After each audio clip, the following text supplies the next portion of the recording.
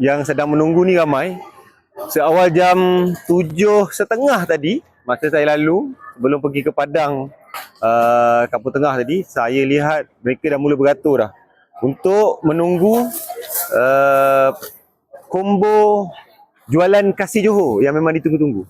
Dan hari ni special sebab kita ada sediakan sehingga 2,600 set combo yang akan kita berikan kepada mereka-mereka yang akan datang ke jualan kasih Johor di Kampung Tengah pada hari ini.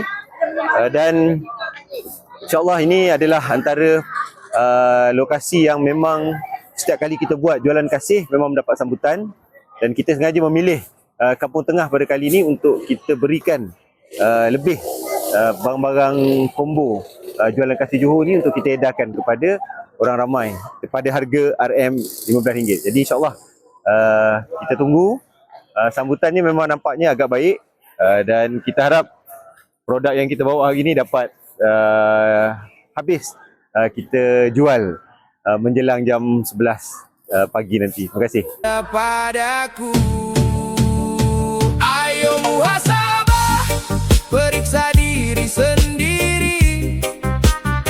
Jangan jadi hakim tapi jadi saksi pribadi.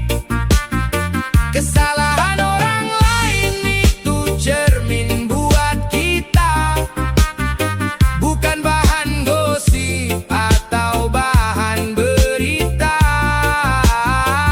Bersihkan hati biar hidup jadi tenang.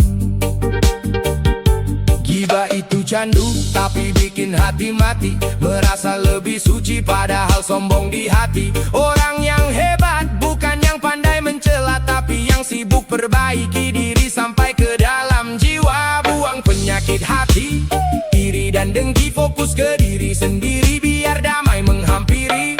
Jangan tunjuk hidung orang lain sebelum kita cuci muka sendiri.